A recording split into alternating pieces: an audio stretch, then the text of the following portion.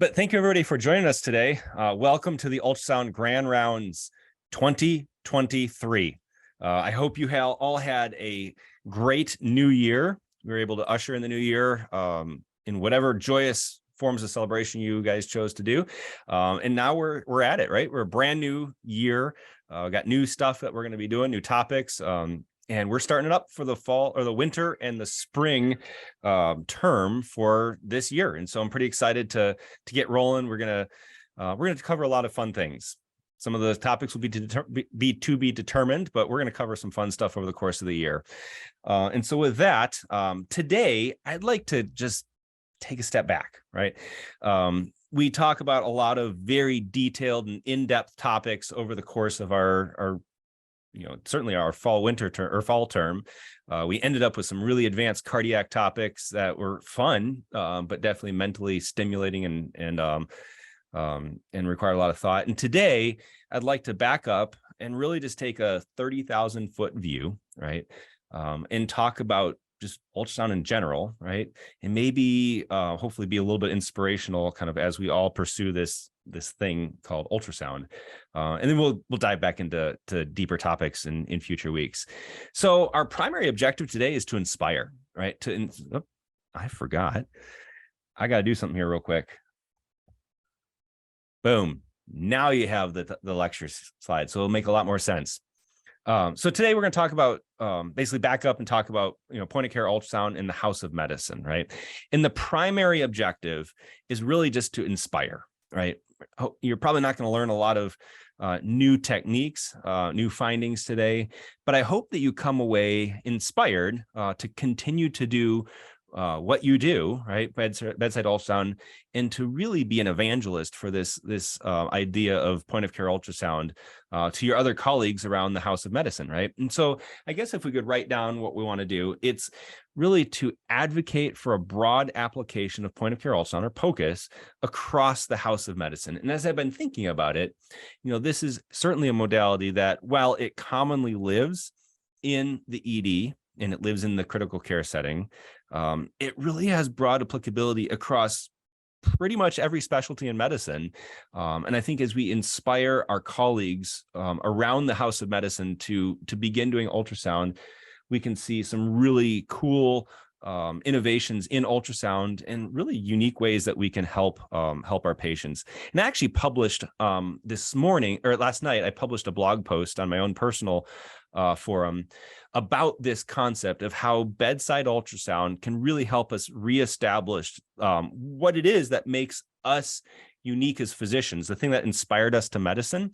And that is that doctor-patient relationship, right? That ability to sit and stare at your patient, to hear what they have to say, to empathize with their current situation, to try to tease out and find as many clues to their disease process that you can from their physical exam and with ultrasound, and really to put that together, not only in a diagnostic package, right?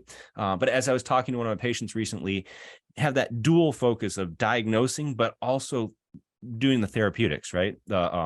Providing a means of relieving, patients' pain and suffering through bedside ultrasound. And so hopefully we can find ways to do that and inspire our colleagues to do that. And what we're going to do, if you want just a brief outline for today and how we're going to accomplish that today, is we want to look back, right, at the history of medicine, kind of see where we've come from and where this whole thing that's called bedside ultrasound fits in that just big meta narrative of history. And then we're going to take some time and look at several specific cases, right? Just some things that I could think of off the top of my head, where point of care ultrasound can assist people outside the ED or outside the critical care environment in other specialties where they might consider adopting point of care ultrasound, and maybe use that as a nidus, right, to really plant that seed and just inspire further thought and work and research in kind of those underdeveloped areas, across the house of medicine.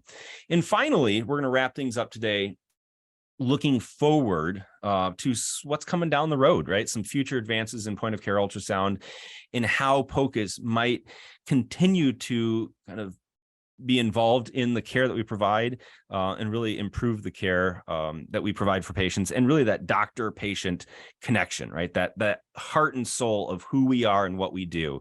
If we can use this as a tool to kind of bring us back together with the patient, and kind of tie us together, despite all those separating forces, I think it's something that's going to be beneficial in the long run for us. So with that said, let's dive on in and talk about point number one, the history of medicine, right? And we're going to start and go back to Hippocrates, right? As you think about medicine, medicine has been around since the dawn of time, right? People have been getting sick since, people started to exist. So there's been, healthcare in antiquity. But in our survey, I'd like to begin with Hippocrates, because he's really considered the father of modern medicine, right? And we know this to be the case because we, at the beginning of our medical journey, when we are standing in our short white coats in medical school, hold in our hands basically a sacred and hallowed card with the words of the Hippocratic Oath, and we, in concert with our fellow matriculants, begin to recite this oath. And I think at the time, none of us really completely understand and realize what's involved. But over the course of our careers, we kind of see that play out over our time in medicine. And that really defines for us what it means to be a physician kind of in this modern era, right? So Hippocrates developed kind of this idea. He's the father of modern medicine. He's the origin of the Hippocratic Oath. And he, in his approach to healthcare, right, developed this kind of humors theory, right? So there's basically the idea of there's these chemicals that regulate human behavior, right? Regulate disease and things like that. And so there's either a surplus or an excess of these humors that, cause signs of illness, right? And if you can start identifying these signs of illness, you can kind of pin it back to these humors and kind of use that to, decide what you're going to do for your patient. And, that largely has been discredited in terms of the actual mechanism of disease. But what it really kicked off is kind of that systematized or systematic way of approaching a patient, understanding that patient, and trying to, figure out what's going on with the patient, as opposed to just, explicitly writing things off as, a theological conundrum. You sinned and therefore you are sick, right? So that is kind of what Hippocrates did. This idea of the humor theory was actually supplanted, hundreds of years later, millennia later, in 1850s, with the development of the germ theory. So up until that time, this is kind of the prevailing thought in medicine, right? And so though we have a basis, that really kind of become found to be incorrect, right? It was foundational to our practice of medicine as we kind of systemize that thought process of disease and how we're going to assess for it in patients, and then how we're going to therefore go by it and treat it, right? So that's the first person. The second person that kind of is instrumental in our understanding of modern healthcare, right, and what it means to be a physician, is a gentleman named Galen, right? And so he was one of the early physicians. He definitely lived after Hippocrates, very much influenced by Hippocrates. But his big thing, right, is he influenced our understanding of anatomy and physiology and even pathology, right? So he really believed in the importance of dissection in medicine to kind of cut underneath the skin and find out what's going on, right? And largely, a lot of the specimens that he dissected were post-mortem, because it'd be kind of awkward to dissect someone when they're alive.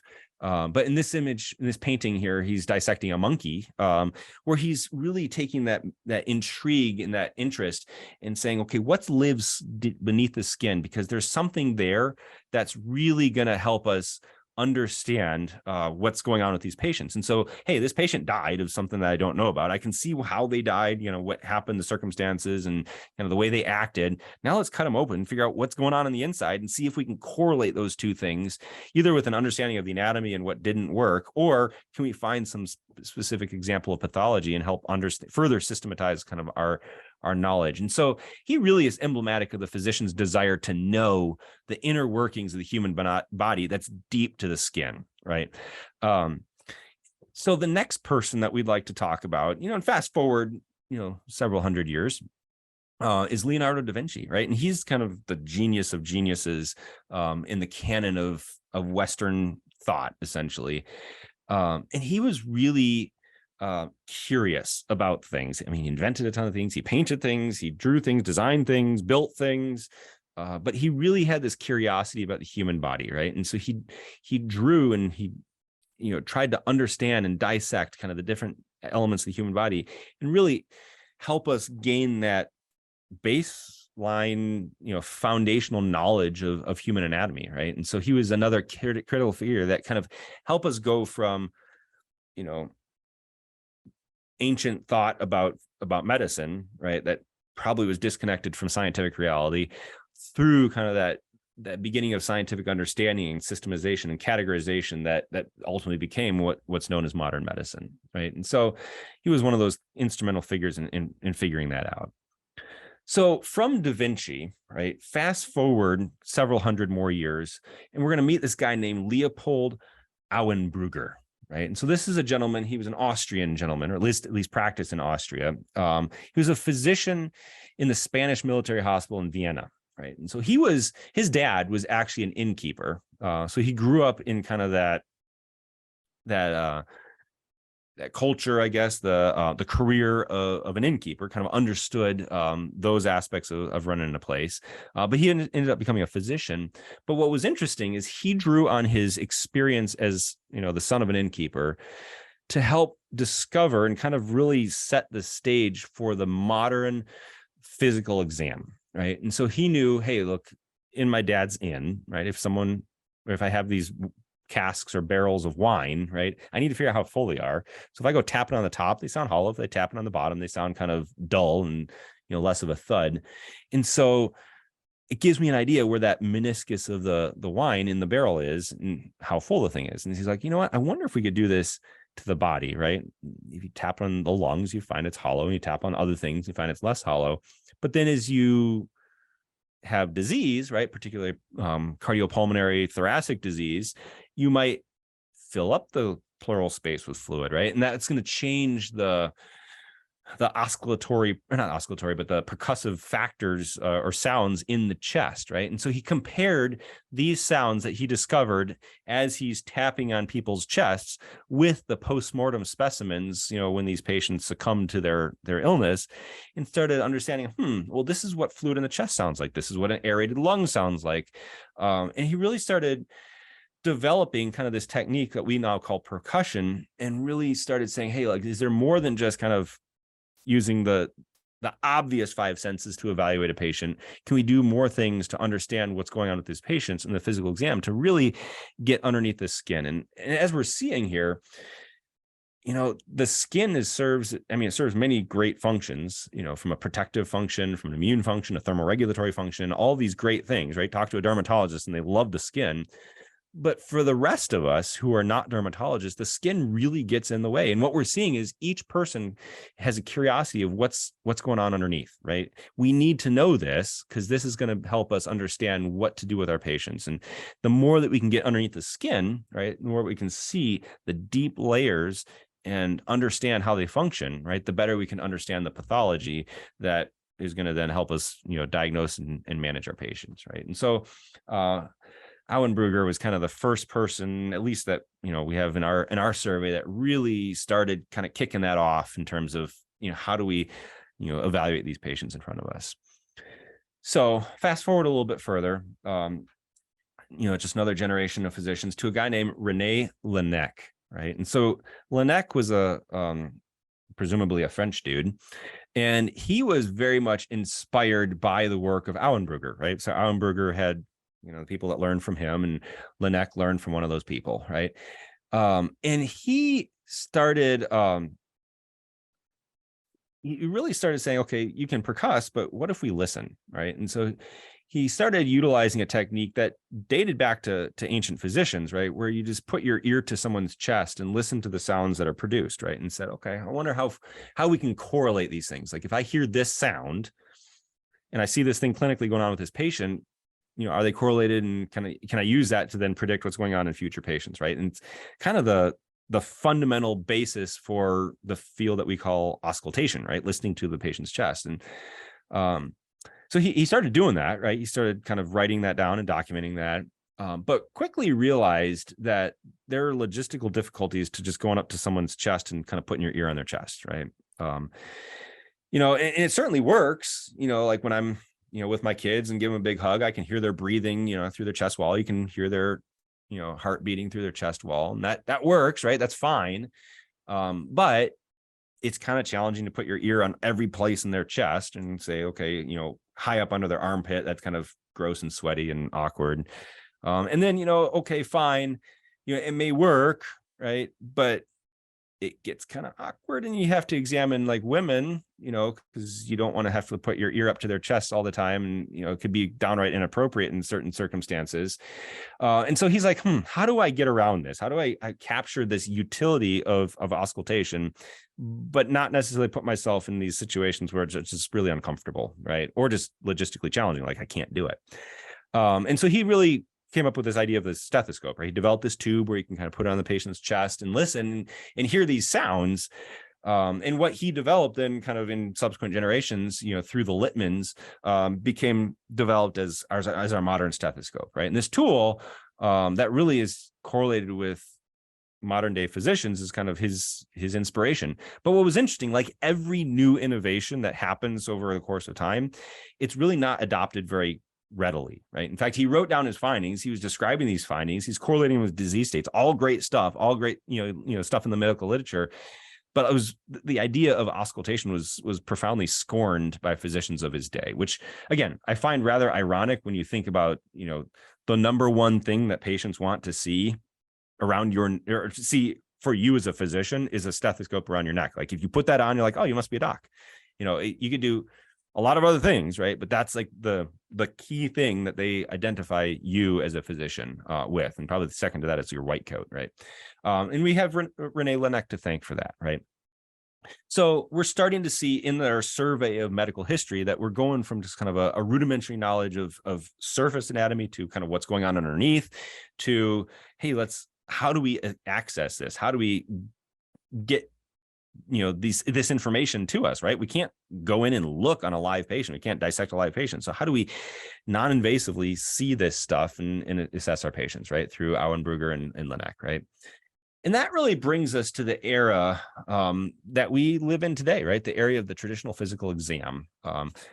And this is one of my favorite paintings about medicine, right? And it really is emblematic of that physician who is sitting there looking and evaluating this patient, right?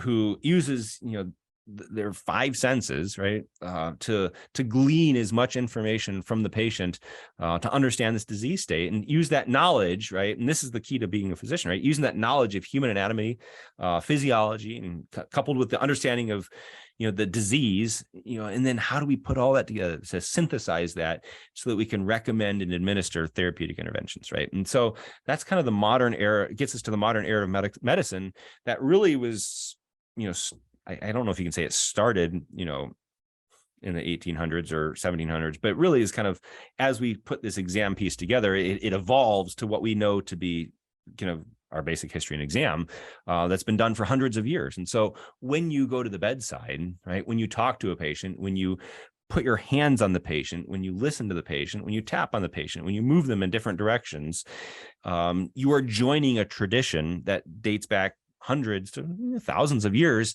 of trying to understand this patient, right? And each successive wave or each successive generation, right, and each successive wave of technological advancement really brought an ability to penetrate further into these unseen spaces, right, the uncharted territories, the unexplored space, to better understand the body and the ailment to the patient, right? And so with that, right, that gets us up to the mid 1800s. With that, we usher in the modern era of medicine, right? And I'm just going to plant the flag in 1850s, right? And you could probably argue about, what flags we want to plant. But we'll plant the flag here in 1850 with Louis Pasteur, right? And kind of the beginning. This is where basically the beginning of the understanding of germ theory, right? There's these pathogens that are responsible for a lot of disease and kind of every step of technological advancement that happens thereafter, right? And if you think about the basic human need, to understand and receive care like that is timeless. But what we've seen in the last 100 years is a dramatic leap forward in the way we understanding the inner workings of human beings, right? We've gone from basically understanding theories about pathology and rudimentary methods of collecting data, the humors theory and, tapping on people, to really being able to precisely identify pathogens. I mean, think about COVID, right? Within weeks of knowing that there was a weird disease, we had the thing sequenced, right? We knew the precise genomic sequence. And then within weeks of that, vaccine trials were already underway to produce therapeutics, right? And so just the mind-boggling progression from 1850s Louis Pasteur to like there might be something called a germ to knowing that degree of specificity is just mind-boggling. But it really gives us, this, what we've seen is just an ability to precisely understand the human body, right? And so Louis Pasteur in 1850s, in the 1890s, right, this guy named Rontgen developed or basically first used X-ray technology to look inside, to peel off that layer of the skin and to look inside at the bony structure of human beings, right? And then we know from there, right, that just developed to, plain film X-rays, developed to CT scans, to develop MRI scans, things like that. In the 1950s, right? And here we're talking about innovations that happened in the lives of people that we know, right? In my case, in the lives of my grandparents, right? This is just shortly before my folks are born. But in 1953, Watson and Crick described the idea of double-stranded helix. And I would be a very, very poor graduate of my alma mater for medical school if I didn't acknowledge the work of Rosalind Franklin in her kind of inspiration of Watson and Crick in that process. But really that is emblematic, whichever name you want to put on it, is emblematic of the birthplace of the genomic era, right? Where we understand there's a whole genome that kind of guides and directs who we become, right? And then fast forward to something that I remember in my lifetime is when that genome was first sequenced. And it was like, we now know the specific sequence of human genetic material, right? And with that, think about all the advancements that come with very gene targeted therapies that we can now do when we know the genetic sequence of people. Right. And then back in the 1960s, right, this whole idea of electronic medical records kind of started taking root, like the 60s into the 70s is kind of the birthplace of the modern EMR. And that is just developed, up until the last decade where it's just exploded and everything gets put into this electronic database where we can capture all this information, search across it, synthesize it, and really use that to bring, bring benefit to our patients. And it's putting a very rosy spin on the EMRs, and I have my issues with them. But, writ large, it's a great repository for a bunch of data for these patients that we didn't exist before. And so in light of all that advancement, in light of all that progress, technological, development, that brings us to this concept of sonography, right? And so it asks the question, how does ultrasound fit into this timeline of medical history, right? And ultrasound as an imaging modality was really first used medically in the 1940s, right? So there's been some research into echolocation, sonar location prior to that, right? But 1942 is really one of the first documented uses of ultrasound. And interestingly enough, it was done by a neurologist, right? And his name was Carl Dusek. And what he did is he basically used ultrasound to really assess for the presence of brain tumors, right?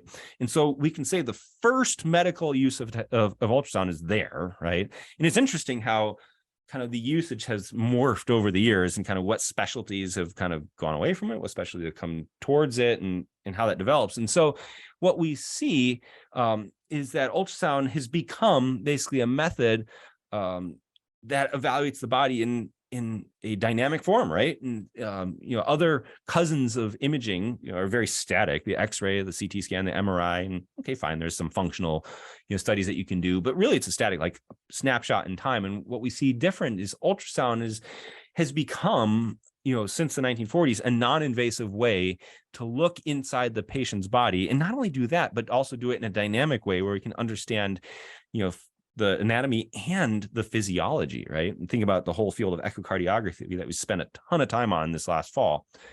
So ultrasound really began to use for echo probably in the 1950s, right? It's developed significantly since then. In the 1960s, OB has adopted ultrasound as kind of one of their imaging modalities as they're assessing, pregnant women and the developing fetus, and using that as part of their practice, right? And then kind of fast forward about 20 years to the 1980s, right? A French intensivist decides to start using ultrasound in the ICU. And it really came as a result of trying to evaluate patients overnight. It's like, I can't really figure this thing out. Everyone's gone home, but I have this patient who needs help. And so we went and snuck in, an ultrasound machine out of probably the radiology suite and wheeled it over to the bed and started looking. And lo and behold, suddenly things are becoming visible and available to an intensivist overnight. In the 1980s, his name was Dan Lichtenstein, practice over in France, right? And so since the 1980s, right, over the last several decades, what we've seen is ultrasound has emerged from a imaging modality that's been housed in the traditional echo, OB, and radiology suites, and has really been brought to the bedside, right, in the form of point of care ultrasound, right? And it's hard to say that one particular department or specialties led the way. I mean, my ED-centric mindset says the ED led the way, but I think critical care would probably say that, take their roots in Liechtenstein and say they have just as equal claim on the idea of point of care ultrasound. And I think that kind of belies, a little, well, it certainly is not a helpful division. But what it belies is the fact that bedside ultrasound is fundamentally a philosophical means of evaluating the patient. There's a philosophy behind it, and that is, I'm going to trade some of the comprehensive specificity that I can get out of an imaging study, and in place insert a comprehensive understanding of the patient, right? I've assessed the patient, I've evaluated the patient, I'm talking to the patient, I know what bothers them, what hurts them, what, where their symptoms are. And I'm going to use ultrasound, right? Use my understanding of anatomy and understanding of physiology, look underneath the skin surface, and in real time, do what radiology says, correlate clinically, right? I'm clinically correlating in real time that with that patient in front of me to really understand and decide what's going on, to use this as basically not a physical exam surrogate, but as this layer to add on top that really helps better and more richly understand what's going on with the patient, right? And so that's where we find ourselves in this continuum of history. We find our roots in people like Hippocrates and Galen and Da Vinci and Auerenberger and Laennec. We find our roots there, and we're beginning to find full expression now in this technology called point of care ultrasound, right? And so with that said, with that historical overview, I'd like to look at a couple examples, right, of how ultrasound can really be used specifically in the house of medicine, right? In various different places, in places that we would say are probably non-traditional specialties when you think about point of care ultrasound, right? When you think about bedside ultrasound. And so all of these examples are ones that I've scanned in my practice, right? And so fine, they've originated in the ED. But I've created a scenario that would be plausible, right, in these different various specialties to hopefully inspire different representatives of each specialty to say, I bet I could do that too, right? I bet I could find a way that I could apply this in my practice or do this specific thing, or develop further ways of doing ultrasound kind of that have yet to be explored and yet to be developed that would be specific to their practice, right? So patient number one, right? Imagine yourself a hypothetical 23-year-old gentleman who presents to the orthopedist's office for a surgical evaluation after a concern for an Achilles tendon injury, right? Yes, this is the Achilles tendon. So he tells you that he was playing football, right? And whatever country you happen to be living in, when you're seeing this or watching a replay on YouTube, pick whatever football you want. I don't care, right? I'm in America, fine. American football. But if you happen to be watching this in some other country, soccer it is, right? They're playing football with some of their friends, and they felt a pop. In fact, they think they heard a pop in their ankle, and they went to the emergency department. And the ED doc there did a great workup. They did an x-ray, said no bony injury. it's neurovascular intact, right? There's no emergent thing that needs to be done right away. They did a Thompson's test, right? And said it was equivocal. And patient's in pain. They're not allowing a great squeeze in the calf. It's hard to say if it's moving or not. I couldn't quite tell. But the department was busy, whatever, fill in the blank. They call your on-call orthopedist and say, hey, look, I got this gentleman. X-ray looks fine. I think they probably tore their Achilles. I can't tell you if it's full. I can't tell you if it's partial, but there's probably an Achilles injury here. What would you like me to do? Right. The orthopedist says, great. Thanks for calling. Appreciate the consult. You guys rock. Why don't you just put him in a splint, send him to clinic. I'll see him tomorrow. See what we need to do. Right. See if we need to operate. If we can just leave him in the splint. And so the question really comes when you come to the orthopedist's office, what do I do with this patient? Right. Do I operate on this patient, or do I just leave him in a splint and let it heal? Right. And equally, depending on the circumstances, equal or both options could be equally valid, right? Certainly surgery has the risk of complications. They both options have a risk of re-rupture, right? But there's reasons to consider one versus the other. And one of the big things, one of the big explanations is this a full thickness tear or is this a partial thickness tear, right? And here's an opportunity for ultrasound to come in and say, I can answer that, right? And what we see in this situation is we see a flexion and extension of the foot. You can see one end of that Achilles tendon separates from the other end of the Achilles tendon. And you can see a complete separation, indicating that this patient has a full thickness tear of their Achilles tendon, right? And so here at the bedside in the office, you can decide, you know what, this is a full thickness tear. Young, healthy person who's really ambulatory would probably benefit from having a more expedited recovery, probably benefit from putting this thing back together. We're going to take them to the operating room. When can we schedule? Let's get this thing done.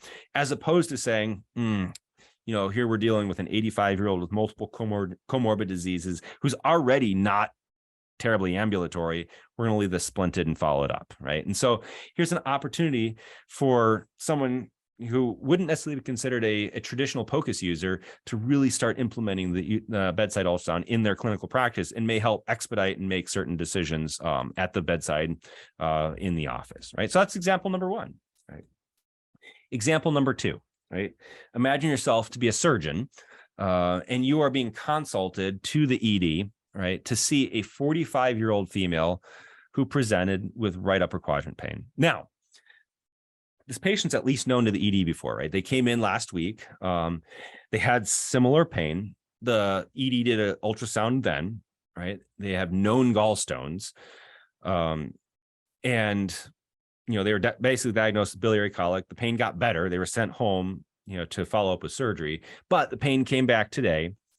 It's not gone away despite several attempts at pain medication. And so the question is, now what do I do, right? Do we try to further pain medicate and send them home for elective surgery as an outpatient, or do we do surgery tonight? That's why we got a consult, right? That's why the surgeon's getting involved again. And so what we see on the labs is everything's normal, right? There's no leukocytosis. There's no, significant elevation of the bilies. The LFTs are pretty normal. So there's no really red flag things that come up. What do you do, right? You take this thing out? Do you cool it, observe it overnight, cool it off? Who knows, right? This is why we're being called, right? So surgery sees the patient and wheels the ultrasound machine into the room, right? The ultrasound hasn't been performed today because we already know, at least from an ED perspective, that there's stones there. We already know that this pain's probably from a stone. The question is, do we need to operate today, right? So surgery wheels the machine in the room, they evaluate the patient, and they get this picture, right? And what we see is that we see the liver on the left, we see the gallbladder as this blind-ended anechoic pouch. It's hard to say about the thickening on this particular image, whether it's thickened or not, or if we're just kind of catching a little bit of a motion blur. You need certainly to scan a few different angles to kind of get a better view on thickening, but you see a large stone in the neck of the gallbladder, right? And we see an impacted stone in the gallbladder neck. And so as a consultant, you're like, I have a patient who's got intractable pain, albeit their labs are normal, right? They have a large stone and it's stuck in the neck. This thing's not getting better. I will admit them and we will take this thing out, right? And as I've talked to our surgeons, there's certainly guidelines that would suggest that an impacted stone is an indication for, operative intervention as opposed to delayed intervention. So again, here's an example of, of a person who may not be a traditional POCUS user, who could be provided benefit or could find benefit from knowing the scan, right? Knowing how to scan the patient and evaluate in real time to make operative decisions of whether or not what they're going to do with this patient on their consult, right? So that's patient number 2. Patient number 3, right? So now imagine yourself as a nephrologist, right? You've done your internal medicine residency, you've done your nephrology fellowship, and you are a very competent electrolyte specialist. We are grateful for all our nephrologists who know and love all the sodium channels and the potassium channels and how to tweak and manipulate all of those things to figure out how to get our electrolytes back in order, right? Great people, very smart, very detail oriented. But nephrology is consulted to the ICU, right? So you guys from the ICU, you've seen this patient, right? And you need some nephrology help because it's a 58-year-old male who presents with CKD stage 3, right?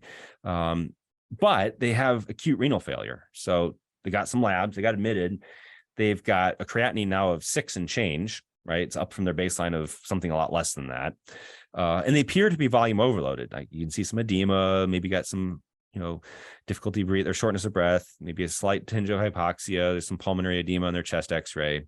And so the initial plan, right, is medical management, right? You want to get some of this fluid off with some of the diuretics, right? But here we are where the blood pressures are softening, their creatinine is high. Now what do I do, right? So consult renal, right? Get them on board, figure out what they, find a clinical hook and say, what consultant can help me with that one, right? And so you get them on board, right? And so renal does this ultrasound, right? They do a brief bedside ultrasound. They find that there's a mildly reduced ejection fraction, certainly not 20%, but let's say it's 45% EF, right?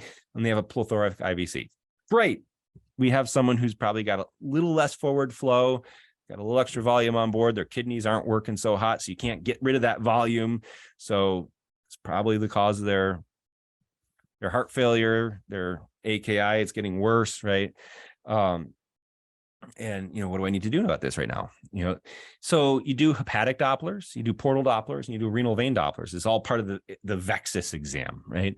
Looking for venous congestion. Because the thought is, hey, look, if they got venous congestion, right, I am changing my capillary gradient, right? If I have higher pressure on the exiting side, there's less of a gradient on, from the entering side to the exiting side and over my capillary bed, which means I have a decreased perfusion, of my tissues, which may be why I'm seeing some of my kidney dysfunction, right? So is this the case, or is there something else that's going on that I need to worry about, right? And so based on this study, right, based on the fact that we see some variability in the portal Doppler, tracing there, and we see some variability, some pulsatility in the renal vein Doppler.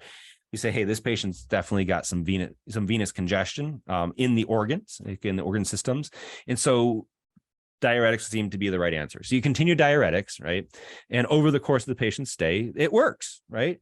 The venous congestion starts improving, right? You get fluid off this patient, their venous congestion improves. And paradoxically, as you increase those diuretics, then the creatinine starts improving. As that congestion decreases, the kidneys are able to be perfused a little bit better, right? And things start normalizing, right? And as you repeat that VEXUS exam, all of a sudden the Doppler signals start improving, right? And so again, an example where point of care ultrasound can be helpful in this particular setting. And if you want to learn a whole lot more about that, we have a video on that. And it's done by a nephrologist over in Wisconsin who posts all the time about this very thing. So go check out on Twitter at NephroP. Check out on our YouTube channel the previous video about venous congestion evaluation. You can learn more about this, right? But it's a way that we can even involve not just the critical care team, but the nephrology, the consulting team in this patient's care, right? And the final example that we have to talk about today is this one, right? So imagine yourself, you've been wearing a lot of hats today. You've been an orthopedist, you've been a general surgeon, you've been a nephrologist. Now you're the internist, right? The internist who admits the patient to the floor, right? And you just you're on the night shift, right? You just got sign out from your colleague who was doing all the admits over the day, took care of all the day work, right? And you now have a unit, that's of established patients. You're working on, maybe pulling some admits up from the ED, kind of taking care of, the evening's work, right? And you're called by the nursing staff to evaluate someone who was admitted earlier in the day, right? And so what you have is a 60-year-old female who came in, that was in the ED the previous night, right? It finally got up to the floor sometime during the day, and kind of has gotten tucked in over the course of the day. And so there's been a little bit of time since admission to really see what direction things are headed with this patient, as they come up from the ED, right? And so what from your sign out, from your evaluation of your medical records, is that this patient, 60-year-old female, has a history of hypertension, also has a history of COPD. In fact, they have a pretty substantial smoking history. They got an 80-pack year history of smoking, right? And so she came into the ED, as you read kind of the H&P, you said that she came into the ED complaining of shortness of breath, right? Worsening dyspnea, is progressively worsening dyspnea. It wasn't sudden onset. It was kind of over the course of a few days, 3 days in particular, and said, hey, I can't breathe so well, right? She had an x-ray done down in the ED, right? It was technically limited just because she was, a little bit obese. So, what's atelectasis, what's, overlying, adipose shadowing. It was kind of a non-diagnostic chest x-ray, right? But given the fact that she was wheezing, given the fact that she's got a profound smoking history and she's got a history of COPD, is frequently admitted for COPD exacerbations, everything seemed to fit, right? She's got COPD. So she was given steroids, she was given antibiotics, and she was put on Q-tube nebulizers and admitted to the floor for the COPD exacerbation. But what you've been noticing and what the nurse calls you for is the fact that the nebs don't seem to be working. In fact, she seems to be just as bad now as she was earlier, and there's just been no relief of her symptoms, right? Over the course of this evening that she's been there, right? So you go to the bedside, you listen, you look at her history, didn't really miss anything historically.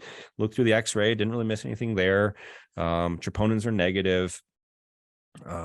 You listen to her lungs, she's got end expiratory wheezes. It all seems to fit.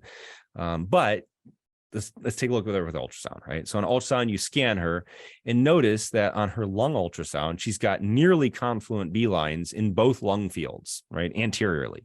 It's a problem. Doesn't seem to fit. You look at her heart and notice a low EF, right? Which, when you look back in the medical records, she had an echo done last year, which had a normal EF of about 50%, maybe slightly reduced, but pretty decently normal, right? And today it's significantly less than that. So that really kind of reframes the whole thought process for this patient. Okay, was this patient having a COPD exacerbation, or are we just volume overload and we're hearing the cardiac wheeze, right? Just the narrowing of the airways due to pulmonary edema, right? And maybe that's why the X-ray was a little bit indeterminate. We're not truly dealing with COPD. We're actually dealing with heart failure, new onset heart failure, at least new from last year.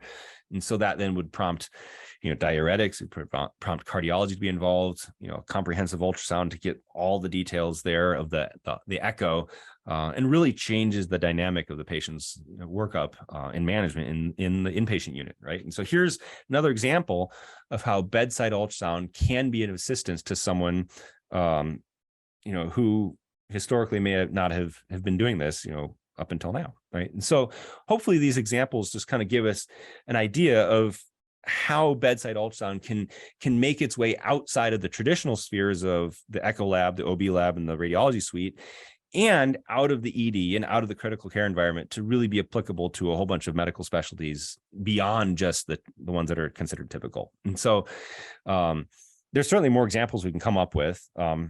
Time, space, and clips will limit that discussion.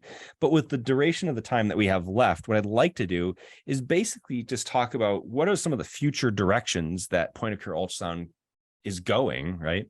And maybe that can serve as an inspiration for more people adopting this technology, this philosophy of evaluating patients, to really bring point of care ultrasound to a place that it is beyond even where it's at today, right? And further benefit the patients, right?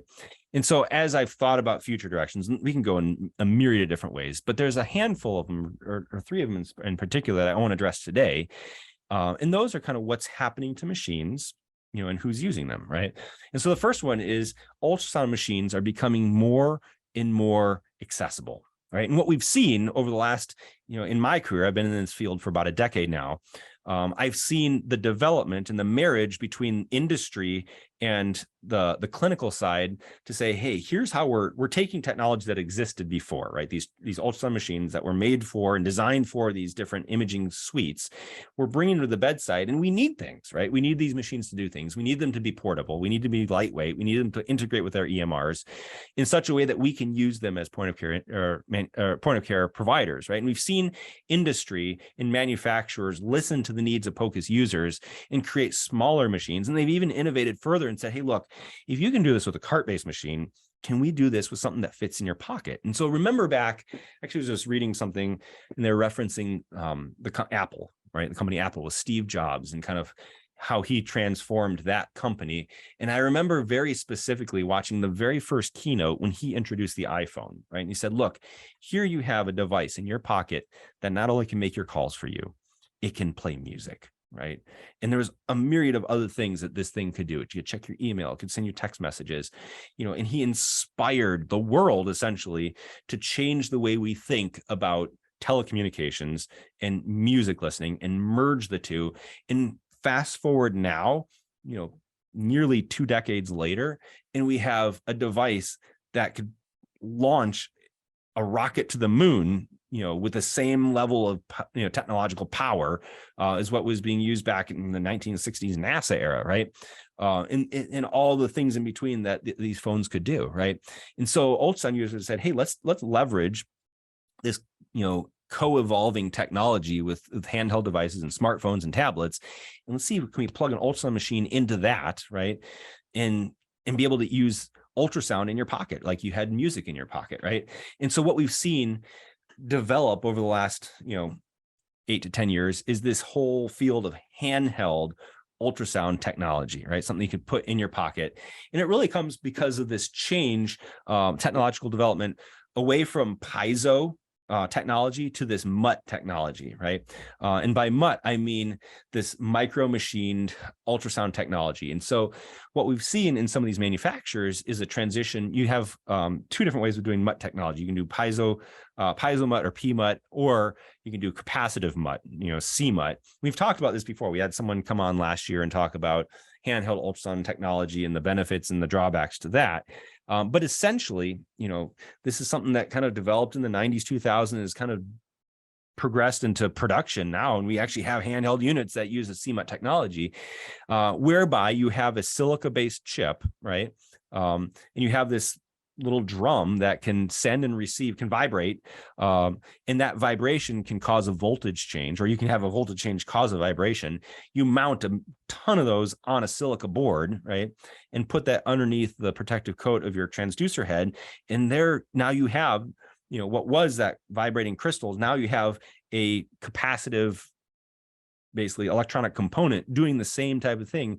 And the benefit there is you can really scale this in your production, and you can also make this really, really small, right? And so you have this CMUT, capacitive micro machined ultrasound technology that's really developed to produce these handheld ultrasound devices. And so we have a myriad of them using a myriad of different technologies here, but just a couple examples that I threw up there. And again, I have no affiliation with any of these. It is representative of the field, and there's more, right? And certainly don't want to leave other vendors out, make them feel excluded. But you have, on the top left, the Philips Lumify, you have the EchoNous Cosmos in the middle, you have the Clarius on the top right, Butterfly bottom left, and you have the GE V-Scan on the bottom right. So I've seen over the course of time, this technology has developed. And I think as it progresses into the future, the quality, the energy efficiency, the transmissibility of the data to electric medical records is just going to continue to improve,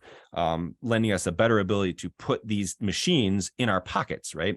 And the advantage of replicating this at scale, right? The advantage of making this small, the advantage of using existing supply chains to develop these things is that I can take something that has an astronomically high price point and bring it down to something that has a profoundly lower price point, making this technology significantly more accessible to a broader population of providers as we do these ultrasounds, right? So that's future movement number 1, right? And building on that, the other thing that I've seen develop over the course of the last, I don't know. So my colleagues would probably give a better timeline, but at least 5 years, maybe a little bit longer, is this marriage of artificial intelligence or machine learning with ultrasound, right? And so this is one of the interesting and unique things that's developing not only in ultrasound, but in technology writ large. Like you can look in the news and see all these different advances in AI that are happening in various different technical spheres around, around our world, right? But one of the challenges specifically with ultrasound in imaging is interpreting that image, right? Saying, okay, I got this picture. Now, what does this picture mean, right? And certainly that challenge has led to what we now consider to be the field of radiology. I mean, radiologists are the specialists of saying, here's a picture, and I'm going to find out, okay, this couple pixels here, this means this couple pixels here this means this. And how do I then interpret that in the context of what's going on with this patient? And okay, fine, clinical correlation is advised, right? But they're able to interpret a really broad field of things. And I've always been impressed at how knowledgeable radiologists are about a broad field of things that encompasses multiple medical specialties as they look at these black and white images, right? And so, basically radiology here is a physician that takes all their knowledge as a doctor and specializes in interpreting that medical image in the context of anatomy, physiology, pathology, and all those things, right? And one of the challenges that I've seen with POCUS providers, certainly I've experienced this early in my career. And as I've been teaching people how to do point of care ultrasound, some things that people will comment to me about, their roadblocks, their hurdles, their fears, the things that keep them from doing it, is not just how do you get the image. Sometimes it's pretty easy. Sometimes it's very technically limiting, right? Not only how do I get that image, but what does that image mean to me? And I'm scared I'm going to miss something, right? I'm going to miss that cancer. I'm going to miss the critical finding, the critical incidental that, if we read enough radiology reports, we know that they're there, right? So this is one of the reasons why as a community, we've had a hard time, with broadening the appeal of POCUS, to other physicians. And also this is one of the reasons why POCUS is not just merely an extension of the physical exam. And this has been a debate across the community of like, what is the proper role of POCUS here? Is it an extension of the physical exam, or is it something unique and separate? And we've taken the position that is this something unique and separate? It's like a unique skill set that needs to be appropriately trained and assessed and maintained, right? And so it's not just put it on and look at it. There's certain technical difficulty to this that requires some knowledge, right, and some training.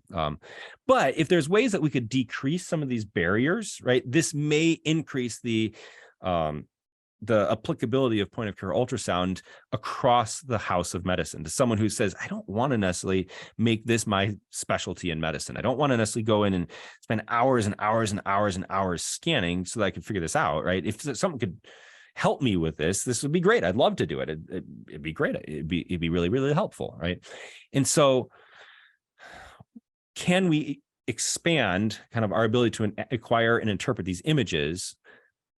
Enter AI, right? And this is really going to be the next development in the use of ultrasound, and the next thing that we can do to kind of make this better. So the whole idea of AI fits into two buckets, right? Does it help you find things better, right? And so there's certainly some machines that I've seen in production right now that you put it down, and as you're scanning in real time, it'll label, here's the LV, here's the RV, here's the LA, here's the RA, and kind of identify those structures so you can see it. Here's an example that I found in the literature of using AI to assist in regional anesthesia, where you put it down and it will identify, here's a muscle, here's the muscle, here's the nerve, right? And you can use that to really target the anatomy that you're looking for. So that's option one, right? You can also use AI to help you interpret the image that you're seeing, right? And here's just a representative example. And if you want to read more, one of the big proponents of AI in